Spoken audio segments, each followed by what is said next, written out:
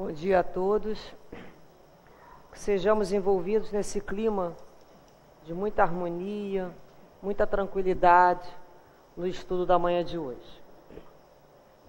Falar em liberdade, livre-arbítrio, poder escolher. Esse é o sonho, esse é o grande sonho da humanidade. Liberdade. Ter direito a uma liberdade. Por isso nós lutamos, por isso nós vivemos, por isso vencemos etapas e etapas evolutivas. Deus criou os espíritos todos simples e muito ignorantes. Esse é o início da criação espiritual. Simples, sem complexidades, simples nos seus desejos, ignorante no sentido de ignorar, desconhecer. Um livro ainda em branco para ser escrito. Nós recebemos esse livro, o nosso diário do Pai. É um diário. Esse livro em branco, a ignorância, e nos deu a vida e as faculdades internas para que fossem desenvolvidas à medida que achássemos importantes, necessitadas. Então, esse início de simples e ignorante, mas desde o início, com uma predestinação, com uma determinação do Pai, que é o determinismo, a perfeição. Ser perfectível, ser melhorado cada vez mais. Essa é a destinação de toda a criatura, de todos nós. Nós seremos perfeitos. Sejais perfeito como vosso Pai Celestial é perfeito. Essa é a determinação de amor. Mas não existe na lei divina a imposição, não existe na lei divina a intromissão no sentido de te desvirtuar das tuas experiências. É o respeito pelo caminho que cada um deseja ou entende como necessário percorrer. E assim se fizeram todas essas almas valorosas. Diante desse início e diante dessa finalidade divina, existe aqui um hiato, existe um tempo que a gente pode pegar essa vertical e jogar aqui para a horizontal. Tempos, etapas, mas certos são degraus, como a gente vê lá na escada de Jacó, os degraus. Cada patamar, cada encarnação, um degrau, um aprendizado. O livro é nosso. Nós temos as matérias nessa escola que é a vida. As matérias obrigatórias, todos teremos que aprender, mas temos também as eletivas, aquelas que são fonte do nosso próprio interesse. Nós somos uma semente no início de possibilidades, mas ainda encerrada no seu próprio germe, que conforme lançada à terra, ou seja, a vida, ela se abre. A gente vai como que retirando essas amarras para melhor se adequar e poder crescer. São essas etapas. Geralmente, na infância, nós percebemos o que dentro das nossas casas, quando a gente trabalha com criança ou com filhos? Eles escolhem mais ou escolhem menos? Escolhem menos. Quem escolhe são os responsáveis pela educação deles. Eles ainda não possuem o quê? Discernimento. Eles estão na fase do descobrir coisas, descobrir se queima, descobrir se é frio. Eles estão descobrindo. Portanto, é necessária a presença sempre de um adulto para que os direcione nessas escolhas e que explique a consequência de algumas escolhas. Então a criancinha vai lá e bota o dedinho na tomada, né? O pai, a mãe, o tio, alguém chega e fala: meu filho, olha, explica de uma forma que ela possa entender do perigo que ela está correndo ali. Outras vezes ela vai ver lá o fogão, o forno, a gente fala: ó, é quente. A mãe vem com a mãozinha de leve, se aproxima, mas não encosta. Olha como é que isso aqui já está quente, olha. Se você colocar o dedinho ali, vai queimar. Essa parte se faz falar, explicar das consequências. Todos aceitam essa fala? Todas as crianças? Só pelo fato de falar, já aprenderam? Não é assim. Ela olha, diz que entendeu, mas ela vai lá buscar a experiência. Ela vai botar o dedo naquilo ali para queimar. Para fazer. Mas para que ela precisou fazer aquele? Ai, queimou. Ela sabia? Ela não sabia. Ela foi informada. Ela naquele momento é que soube. Ela precisava passar por aquela experiência. Ela achou necessário. Nós sabemos, na área de educação, que você olha, você conhece um objeto.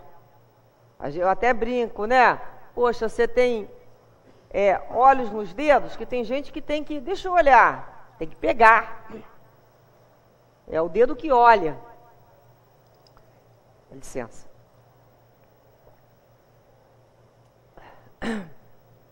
Então a gente fica pensando, né? O olhar nem sempre é só suficiente. É preciso tocar o objeto. Para outras pessoas, passa o objeto. Você vê principalmente criança fazendo isso aqui, ó. O que a criança está fazendo isso aqui? Ela está sentindo o cheiro do objeto. Ela leva a boca. Ela sente o objeto. Você vê que lápis, antigamente tinha muito hábito de botar pimenta, né? Na ponta do lápis. Ficava até mais gostoso. Aquela pimentinha, que era o objeto inteiro comido, né? O lápis ia até, às vezes, a metade. Então, que necessidade? O conhecimento, ele vai se formando com o descobrimento da necessidade de cada um. Depois que você passa por esse processo, toda vez que eu for ver um lápis, eu vou ter que botar ele na minha boca, sentir. Eu já sei como é que é um lápis. Eu já peguei o que eu precisava de informações sobre ele. Preciso repetir sempre a mesma coisa? Assim é a vida. Aprendemos aquela situação, vai ter que repetir todas as vezes para aprender que aquilo ali machuca? Quantas vezes vão ser necessárias? Quantas você necessitar. Um bolo. A gente fala assim também, em termos até um bolo. A gente fala de bolo, a gente lembra de quê? Poxa, o sabor do bolo. Eu preciso conhecer o sabor do bolo. Eu preciso comer o bolo inteiro para saber o sabor do bolo? Ou uma fatia me diz exatamente sobre aquele bolo? Uma fatia me diz sobre aquele bolo. Que é essa necessidade de se cercar de tantas certezas sobre essas situações, esses fatos? É o ser humano buscando fixar aquilo que ele experienciou. Então, a primeira idade nossa, a nossa infância espiritual, nós somos apresentados a situações. E nos respeitamos nela mesmo. Tomamos banho naquela chuva, pegamos a água do mar, botamos na boca para sentir o gosto. A gente está conhecendo o mundo. A gente está conhecendo as situações. Então, a gente vivencia aquilo, às vezes, profundamente, para arquivar, para aprender. O espírito humano, nessas primeiras encarnações, ele é apresentado às situações, ele na realidade não escolhe, ele é direcionado. Agora você vai aprender sobre isso. Aí vem uma encarnação uma determinada situação na vida. Agora a situação que você vai aprender é outra. Como nós agimos com as crianças. Nós escolhemos para ela que roupa ela vai botar, qual alimento que ela vai comer. A gente escolhe para a criança onde ela vai estudar, que hospital, qual médico que ela vai ter. São decisões do mais velho. Para que depois, quando ela cresça, fala o quê? Detestava aquelas roupas que você me dava, não gostei do colégio que estudei, né? Tem umas coisas dessas. Porque eu vejo aquelas fotos, acho horrível as roupas que você escolhia para mim. Olha que lindo. Já tendo, né, as asas, que a gente fala, já começou as asas a bater lá na adolescência, né? Essas roupas são horrorosas, esse colégio não serve, aquele médico não sabe nada. É o processo da negação de tudo que a gente ofereceu. É um processo natural? É um processo natural de buscar a partir dali que a alma quer.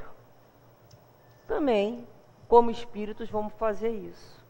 Em determinado momento, os nossos mentores, nossos guias, as fatalidades, o determinismo da vida, nos direcionava a determinadas situações. Conforme fomos tendo essas experiências, esses conhecimentos, passamos então a fazer escolhas. E numa determinada fase, rebeldes, achando que já sabemos tudo, também negamos o que o nosso Pai Divino nos queria dar. Rebeldes, espíritos rebeldes, contrariando aquilo que se recebeu da providência divina. Pré-adolescência espiritual, né? Nós estamos na pré, às vezes, adolescência espiritual. Rebelde. Isso não é sério. Não quero isso para mim, não. Até que o espírito vai evoluindo e quer liberdade. Mais liberdade. O que os pré-adolescentes, os adolescentes em casa, quando pedem liberdade, o que a gente fala? A liberdade será proporcional à responsabilidade. Não há como você ter liberdade sem responsabilidade. Quer ter a tua própria casa? Vai ter que ter a responsabilidade de bancá-la financeiramente. Quer ter filhos? A responsabilidade. Tem condições financeiras para assumir alguém? As responsabilidades também vão aumentando. Aí chega o impasse do espírito. Repara que a gente quer a liberdade. Mas quando lembra, né, na casa dos nossos pais, de quanto custa um aluguel, um condomínio, aí você fica naquela dúvida, vou ou fico? Mais liberdade, mas eu não quero a responsabilidade. Não é possível. A responsabilidade está atrelada à liberdade. Isso é uma fase da dúvida, se cresce ou se fica, é a dúvida do espírito também. Às vezes nós chegamos a determinados momentos, nas nossas vidas espirituais, que nós somos convidados a crescer, somos convidados a ter mais liberdade, mas não queremos assumir responsabilidades. Temos medo de assumir compromissos, não queremos me vincular, não quero me vincular a nada. Não conta comigo não, que esse negócio de ter responsabilidade eu já tive muito na vida, agora eu não quero mais ter responsabilidade, como se fosse possível. E a gente fica pensando, às vezes alguns filhos em casa se tornam Peter Pan, né? Lembra aquele menininho Peter Pan que não quer crescer, quer ficar ali no conforto, não só material, não é conforto material, não.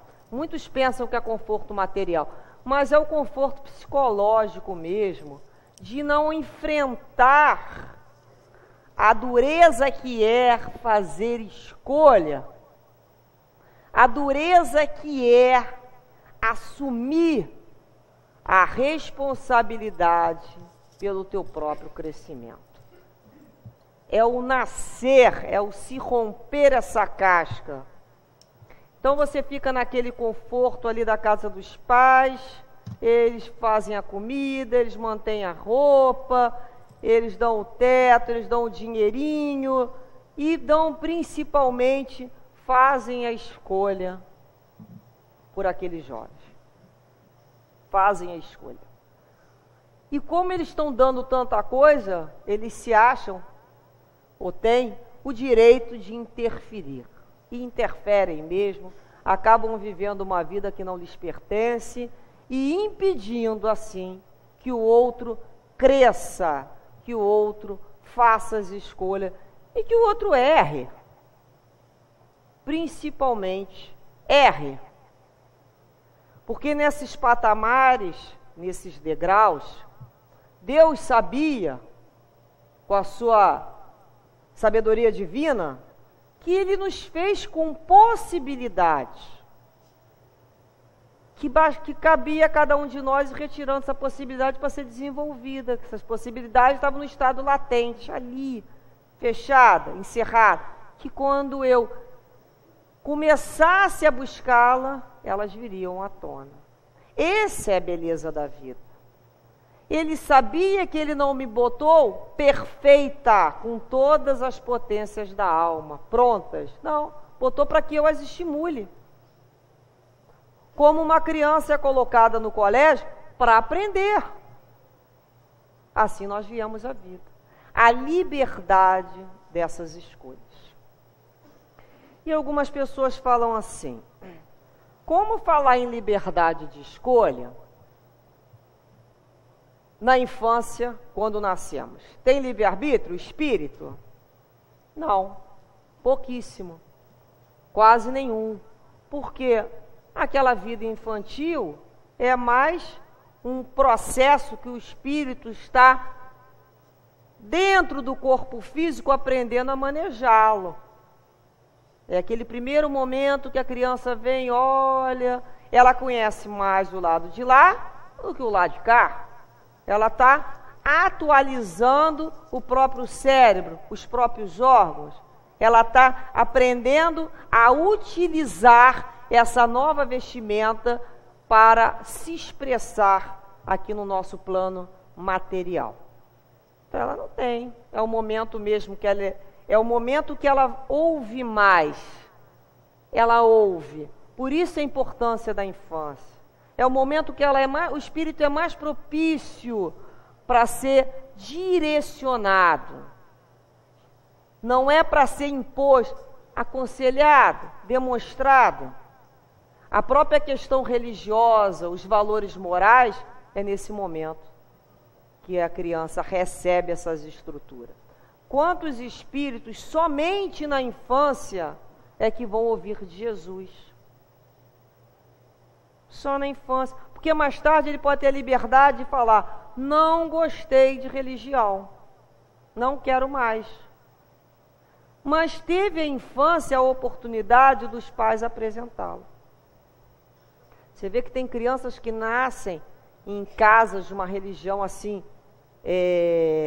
como diríamos, de muita imposição religiosa, como alguns cultos religiosos que a gente sabe que tem por aí, que levam os filhos obrigadamente àquela situação, e são espíritos que mais tarde você vê que eles vão trabalhar muito mais a área intelectual, eles não querem saber de religião, eles são tão antagônicos àquela escuta, que você fala assim, ué, que esse espírito que viveu na infância dentro da igreja lá, que os pais levaram, por que esse espírito não gosta dessa ideia? Aí os mentores falam, olha, ele tinha que renascer num lar de um pai com uma religião dessa maneira, para que impusesse ele conhecer e ouvir falar de Jesus. Porque ele nunca mais vai voltar, mas ele precisava. Então ele teve naquela encarnação, ele ouviu, obrigado, mas ele ouviu falar de Jesus, a escola dominical, as passagens do Cristo. Isso foi importante, ficou gravado para ele. E a partir disso, as escolhas começam a acontecer na vida já do adulto. E uma pessoa pode falar assim, como falar em livre-arbítrio quando uma pessoa tem questões físicas comprometedoras. O que é questões físicas comprometedoras? Os órgãos do corpo, por alguma falência, por alguma exceção, não funcionam. Ele tem livre-arbítrio? Tem. O livre-arbítrio continua. É a expressão maior da alma. A liberdade de escolher dentro daquilo, das opções que você tem. Mas meu corpo, eu não tenho todas as faculdades nele. Dentro das faculdades que você tem a liberdade de gerenciá-lo da melhor maneira possível. Podemos também voltar sempre no exemplo das crianças. Às vezes a gente oferece muito material para a criança trabalhar, numa aula de arte. A criança, ela de alguma maneira, com tanto material, parece que ela se perde. Ela tem tanto estímulo que ela não sabe o que faz. Às vezes não faz nada. Aquele excesso de material, muitas vezes, a bloqueia. Se você pegar um grupo de crianças e oferecer poucos materiais e motivá-la bem, ela é capaz de, dentro daquela possibilidade, de criar coisas lindíssimas. Você vai lembrar aquela frase, a necessidade é a mãe da criatividade. Como se cria na necessidade? Porque o estímulo da criatividade foi acionado quando não tem. Em excesso ele não vai ser acionado. Às vezes somos nós, encarnações, que temos tanta coisa, e não se faz nada. Fica ali paralisado. E se pede, implora-se muitas vezes uma reencarnação com menos recursos para que se escolha melhor. Os homens falam, né, que a mulher quanto mais roupa tem, pior para ela sair de casa, né? Porque muita coisa para escolher. Se tiver só 3 é mais rápido. Está frio, está calor, está menstruação. Pronto, está resolvido. O homem é assim, né? Dia de frio, né? Eles não têm muita criatividade, mas têm um poder de decisão mais rápido. Então a gente vai percebendo que às vezes quando nos ofertam muitas opções, às vezes a gente ainda não sabe administrar essa possibilidade. A gente fica aqui perdidos, vislumbrados, encantados. É quando às vezes vem uma reencarnação que era escolha, foi livre-arbítrio. Aí você fala, mas eu não tenho livre-arbítrio agora para tirar essa doença de mim. Você está olhando um ponto único do agora. Está esquecendo que antes de você vir ao planeta, né, encarnado, você era espírito entre um degrau e outro do plano material, que se passou pela erraticidade, que é o plano espiritual. Quando a gente termina uma prova na vida, que desencarna, a gente chega no plano lá no plano espiritual e pensa assim, valeu, né? Não dão com essas palavras, mas eu estou tentando sintetizar. Foi bom? Não foi bom? Como é que foi essa experiência em família? Olha, essa situação aqui eu não me saí bem não. Ó, com aquele fulano ali eu continuo com uma dificuldade danada. Vamos rever essa situação aqui? O que ele acionou em mim? Qual foi a minha dificuldade com ele? Ó, na hora que ele mexeu lá no meu escalo, ou seja, no meu orgulho, nas minhas vaidades, a nossa situação não ficou boa. Eu não aceitei a rebeldia, eu não aceitei ser contrariada, eu entrei em processo de chateação. E em relação ao trabalho, como é que foi a minha escolha profissional? Ah, eu falhei nessa área aqui, ó. Eu não me saí bem não, eu me deixei corromper, essa situação que não foi boa, eu não me dediquei, não foi legal. Foi uma escolha. Como é que foi a minha vida em relação aos meus amigos? Ah, eu fui um bom amigo. Eu fui uma pessoa muito solícita com todos que me procuraram, mas teve essa questão aqui que eu preciso trabalhar melhor. Bem, próxima reencarnação. Senta, né? Normalmente se busca o responsável pela reencarnação, como se fosse, né, num curso universitário, um consultor, né, o nosso mestre que vai nos orientar, o nosso orientador. Olha, eu falei, nessa situação aqui eu não me dei bem, nessa eu saí razoável, nessa aqui eu preciso trabalhar, e o orientador fala assim, mas olha, dá mais um tempo para você mexer nisso aqui, que senão não está firme não. A gente aceita ou não, é livre-arbítrio. Aí a gente fala assim, não, pode, eu sou capaz, pode vir quente que eu estou fervendo, né? Pode mandar tudo que eu vou ser capaz. Lá em cima no plano espiritual. Lá não está quente, não está abafado, lá não tem trânsito, lá não tem dengue, né? Lá não tem televisão aos domingos, lá não tem um montão de coisa que não nos perturba. Então, essas escolhas, lá não tem fome, lá não tem o shopping, lá, então é fácil eu falar que eu vou viver uma vida sem ter influenciações e arrastamentos. Eu não tenho isso. Então eu escolho.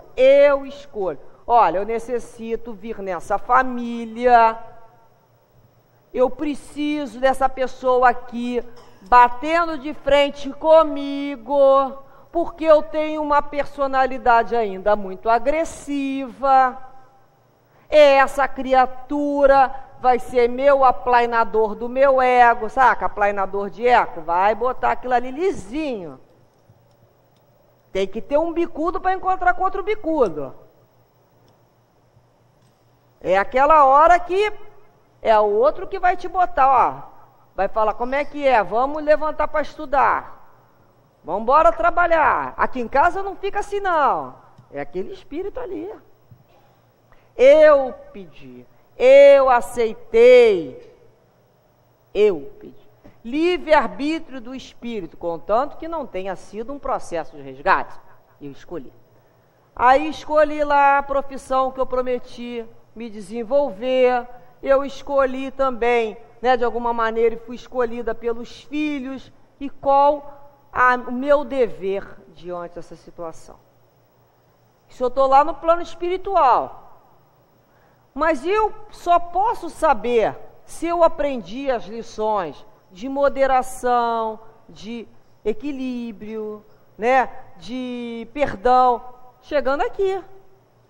Porque lá não tem dinheiro. Se lá não tem dinheiro, eu não vou ser acionada nos meus egoísmos, nos valores que eu ainda tenho da matéria preso. Eu não sou espírito puro. Então eu reencarno, novo degrau, vem para cá. Venho para onde? Venho para o exato lugar necessário à minha educação, de acordo, de conformidade com as minhas necessidades. Aí tem gente que fala assim, eu não escolhi isso não. Se eu escolhi isso, eu estava dopado, né? Estava não. É porque a visão do espírito é outra visão. Ela não está presa aos interesses da matéria. Ele está comprometido com o dever moral.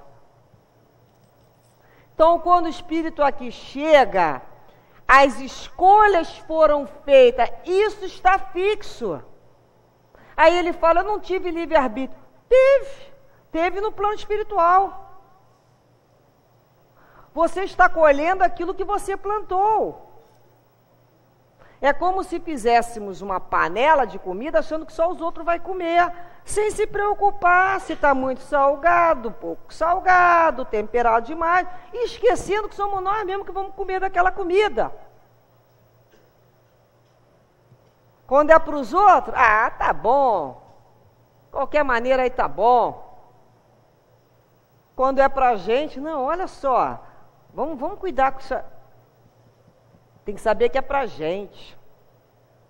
A história sempre foi a própria criatura e Deus, com a sua própria consciência. Então, quando a criatura ela retorna, ela encontra aquilo que ela achou que ela não escolheu, mas ela escolheu.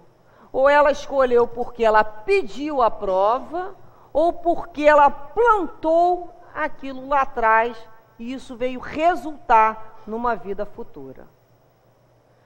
Uma criatura que vive no mundo do crime, uma criatura que vive se utilizando das suas forças intelectuais para fazer mal, que tira de dentro das nossas casas entes queridos das formas mais brutais. Ela está fazendo um caminho ou ela está fazendo um rastro quando olhar para trás? É um rastro. É um rastro. Uma pessoa vai perdoar, outro espírito vai perdoar, mas tem outros que não vão perdoar, que vão exigir dela a reparação. Ela vai ter que retornar no mesmo caminho que ela sujou e vai recompor-se com a lei. Porque ela vai ser exigida dela, no primeiro momento, essa reparação, e com o tempo, ela mesma não ficará em paz com a própria consciência, enquanto não se organizar com a lei. Então, Deus não é pai punitivo. Deus não nos inflige castigo. Ah, você fez isso, você vai receber aquilo outro. Não tem nada disso. Deus é pai amoroso. Deus é pai educativo. Quando nós acordamos nossas crianças às 5, 6 horas da manhã para estudar, mesmo chovendo e com frio, isso é punição ou é amor?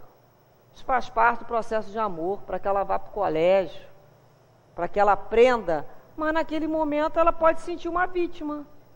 Puxa, me tira da cama essa hora, é para o próprio progresso dela. Assim nós somos colocados, processo educativo. É quando a gente começa a reparar o que essa vida, o que essa encarnação está me educando para eu reconhecer os instintos que eu trago lá de trás ainda, que ainda estão sob processo de aprendizado. Então nós chegamos aqui com os materiais disponíveis no corpo físico, os materiais disponíveis em termos de família, em termos de profissão e de sociedade. E de sociedade, principalmente. Meu filho, vamos ver como é que você se sai agora aí nesse colégio. Né? Vamos ver como é que você sai diante dessa sociedade. Ah, mas como é que eu vou fazer escolha, livre-arbítrio, com o meio desse que eu vivo?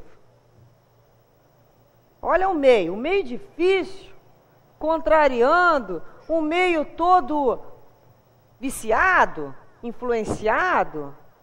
Aí a gente vai lembrar. Os arrastamentos, eles existem, mas não são irresistíveis. O meio influencia, mas não é determinante. Quem disse isso foi o doutor Vitor. O meio ele influencia, mas não é determinante. Então não é determinante mesmo. Quantos de nós conhecemos irmãos que nasceram em famílias? Eu conheço um caso de alguns filhos, e 2 casos bem separados. 2 irmãos, o pai, além de alcoólatra, tinha o vício do roubo. É um vício de comportamento ainda, né? De uma alma ainda que ainda não percebeu o que veio fazer aqui diante da sociedade. Então ele tem da própria vida o vício do roubo. A mãe, uma mulher que, digamos, as questões morais ainda muito relaxadas, sem disciplina moral.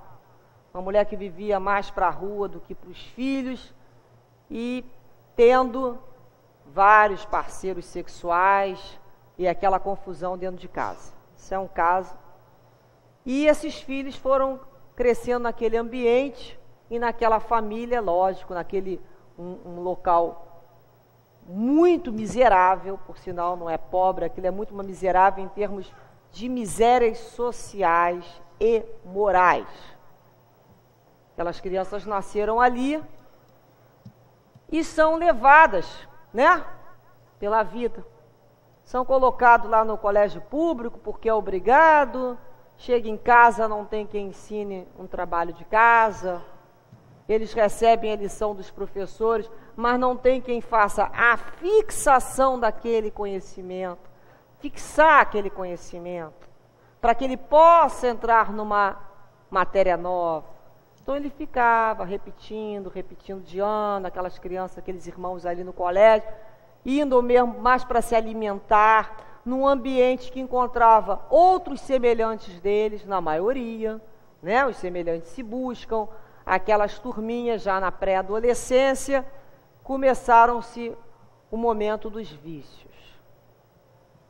Queriam ter coisas que os pais não eram pais preparados socialmente para oferecer àquela casa uma estrutura, e nem para as vontades deles, de adolescente, que quer um tênis, não é isso que a gente sabe? Quer uma blusa. Hoje nós temos aí a televisão o tempo todo mostrando o que o cara tem que querer. Então ele sabe o que ele tem que querer.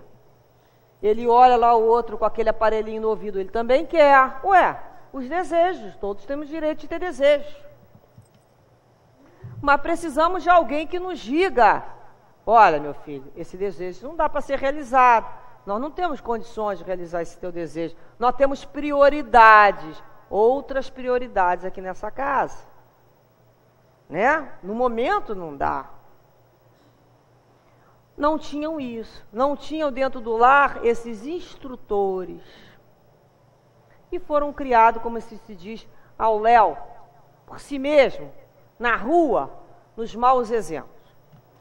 Até que participaram de um evento, de um furto lá, de um roubo. Furto não, foi de um roubo. Saíram correndo, eles conseguiram se esconder. E não desses irmãos, um dos meninos lá do grupo foi preso pela patrulha que passava no momento. Foi preso, foi colocado dentro da viatura. E os que estavam escondidos, né, porque eles se escondem, para observar, eles, né, a gente fala processo, né, de dispersão, eles sabem a hora que vão dispersar, cada um para um lugar, e eles ficaram observando o colega ali que foi preso, um ficou, um foi apanhado. Dali em diante aconteceu, para esses dois irmãos, um momento na vida, como acontece na vida de todo mundo. Um olhou para a forma como o policial prendeu aquele colega dele, de forma agressiva, com a população em torno falando palavras pesadas, né? A população chega do lado querendo fazer uma justiça meio coletiva. E um que olhou falou assim: agora eu vou fazer pior ainda, porque é isso que eles dão pra gente, ó. Eles não tratam a gente, olha como é que eles trataram ele. Agora eu vou fazer mais ainda e não vou ter pena. E o outro irmão, que era do mesmo bando, né, que aquilo é um bando, ele olhou, viu aquele outro jovem sendo preso e voltou lá atrás. De certa maneira, todos vinham do mesmo grupo, mas um conseguiu registrar aquela questão com uma indignidade que ele não queria mais vivenciar aquilo. Naquele momento ele falou: eu não quero isso para mim. Apesar dessa família, apesar desse ambiente, apesar desses exemplos, eu não quero isso mais para mim. E quando o Espírito fala que ele não quer mais aquilo para ele, quando você rompe com o passado, imediatamente a providência divina estava com uma mão esperando ele levantar a mão para pedir ajuda e ser içado daquela situação. Mas a decisão era dele. Nenhum mentor espiritual ia chegar na vida dele para dizer como ele tinha que fazer. Todos ali têm mentor e guia espiritual. Uns se conformaram com a própria situação porque é mais confortável, não escolheram nada, mantém-se. Encarnação e reencarnação, as mesmas situações. Parece que se apaixonaram por si mesmos. Repetem os mesmos lances autobiográficos que apaixonados. Em algum momento, um daqueles espíritos rompe com esse passado de erro e pede, de alguma maneira, a oportunidade para prosseguir de uma nova maneira. Há dada chance a esse espírito. É quando, dentro do próprio colégio, ele já começa a buscar naquela sala outros colegas com outro pensamento. A professora começa a perceber nele um interesse pelo estudo diferente que ele não tinha, correndo atrás do tempo perdido. Ela faculta a ele aquela possibilidade. Como é importante um professor, né? Como é importante o professor. A gente não saber em que casa aquele aluno vem. Como a imagem do professor pode ser a redenção de uma alma, oferecendo a ele a oportunidade de crescer. E assim ele cresceu, ele estudou, ele teve o seu emprego simples e honrado, não ficou rico, porque não tem que ficar rico, porque nem todos vamos ser ricos. Ele entendeu que a dignidade dele era o maior valor. Foi isso que ele buscou. Então, quando começou a namorar, foi constituir a própria família e percebeu que aquele lugar que ele continuava morando estava complicado. Ele não quis que os filhos passassem por arrastamento que ele passou. Então, além de trabalhar, ele foi estudar mais para se profissionalizar melhor e conseguir uma condição financeira para que mudasse aquela situação ali, quando ele quis. Ou seja, foi uma escolha, que não é uma escolha simples você romper com o passado. O nosso passado, que nos chama, ainda é de arrastamentos. Os nossos amigos espirituais não conhecem pelo nome e sobrenome, que nem o Deoclésio fala, a turma do Ferrugem. Plano espiritual, a gente começa a se apresentar e falar, olha, eu quero romper com esse passado de vício, eu quero romper com esse passado de escolhas que só me trouxeram infelicidade, escolhas de interesse da matéria. Eu quero passar a escolher pelas leis de Deus. Mesmo de forma inconsciente, é isso que o Espírito fala. Ele quer se ajustar a outros padrões morais. Então ele começa a fazer busca. Aquele ambiente ele já não mais agrada, aqueles amigos, aquela conversa já não preenche mais, e ele começa a buscar outros grupos, ele começa a buscar religião, ele começa a literatura, coisas para que esse espírito cresça. Aí está a misericórdia divina. Quando ele vai buscar e rompe, e vai desconstruir aquilo que ele construiu, porque ele tem que desconstruir para construir um mundo novo dele, ele vai trabalhar mais. Não tem tapete vermelho, ele vai trabalhar mais. Mas no final ele se sente o quê? Honrado. Qual a melhor coisa além da dignidade humana? A tua consciência. Você olhar e falar, olha, hoje eu fiz o meu melhor. Não sou perfeito, não sou santo. Na outra encarnação, vou fazer melhor ainda.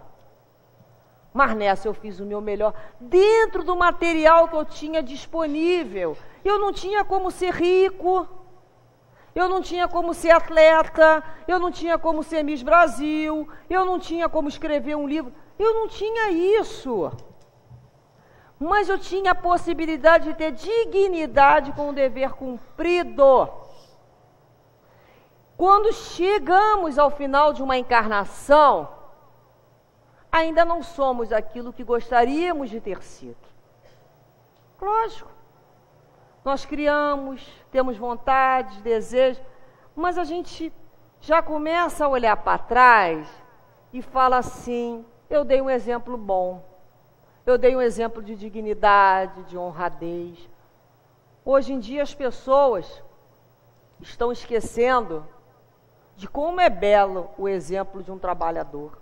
Parece que as pessoas têm vergonha de trabalhar.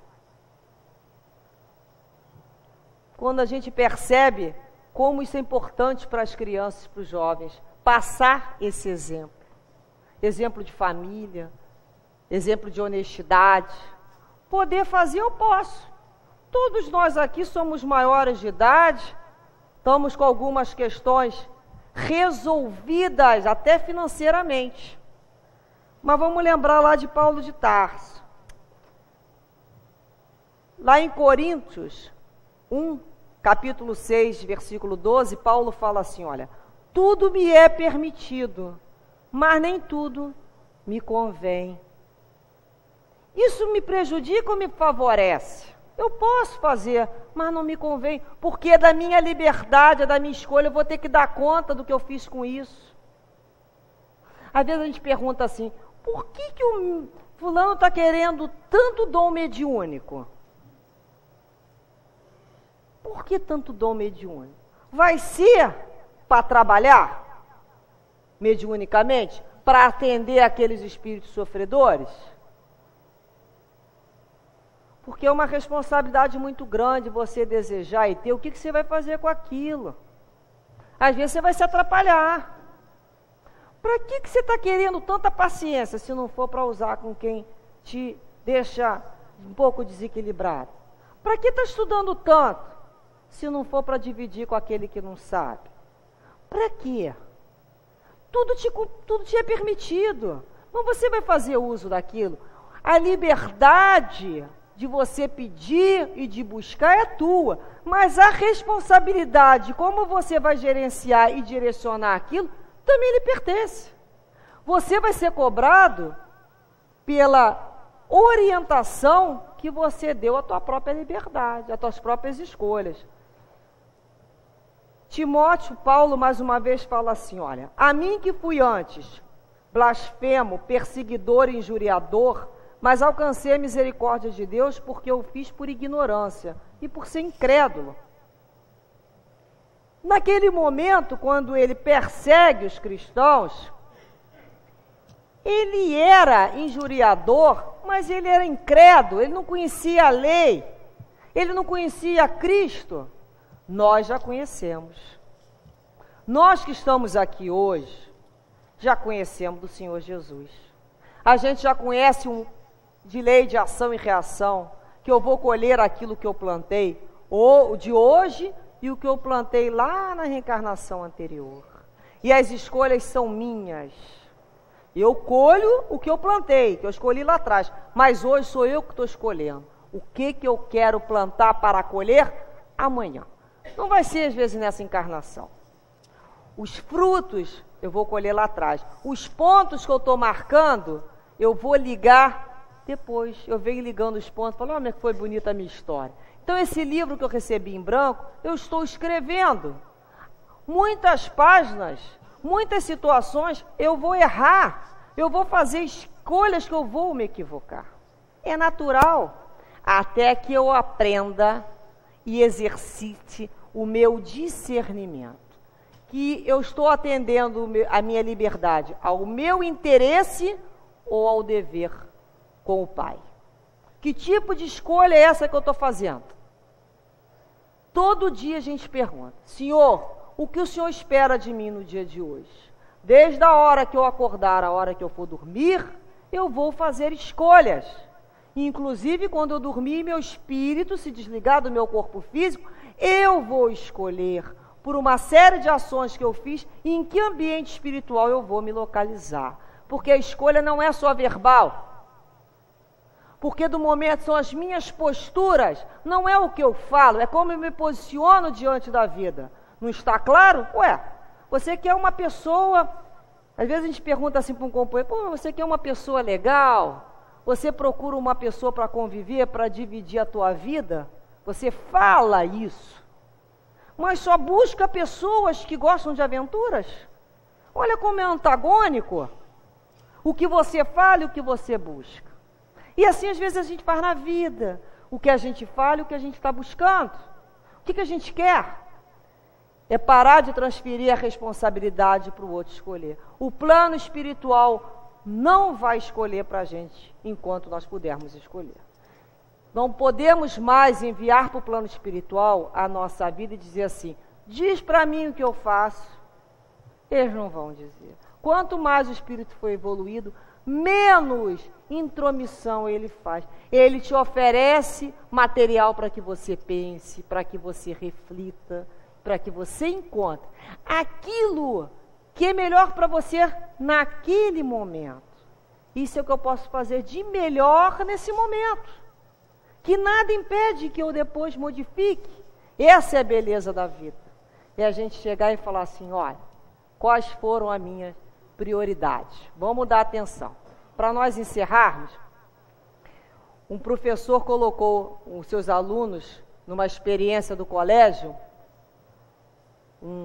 uma bacia grande, tinham pedras grandes do lado de fora, cascalho menor, areia e água.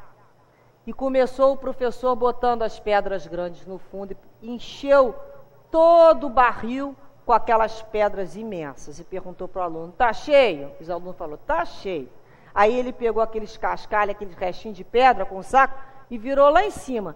Aí aquelas pedrinhas foram entrando pelos outros buracos da grande e foi preenchendo. E ele falou assim, agora está cheio? Não, agora está cheio. Aí ele pegou areia e veio com areia e jogou areia lá dentro. E a areia foi lá para o fundo, onde tinha aquelas passagenzinhas. E agora? Agora está lotado. Aí ele veio com a água e jogou a água. Aí depois ele falou assim, isso demonstra que se nós tentarmos fazer ao contrário, não vai dar certo. Se começarmos botando água, a areia, as pedras grandes não vão entrar. E o que representam essas pedras grandes? As prioridades da nossa vida. Então, quando nós nos encontramos aqui no dia de hoje, a nossa liberdade, sim, mas nós temos prioridades. Nós não somos mais sombras secas levadas pelo sabor do vento. Vamos escolher as prioridades, o dever com o Pai. Que depois o resto, tudo se ajeita. O principal é colocarmos nossos esforços na responsabilidade com os nossos guias espirituais. Que Jesus assim nos abençoe a todos e envolva. Graças a Deus.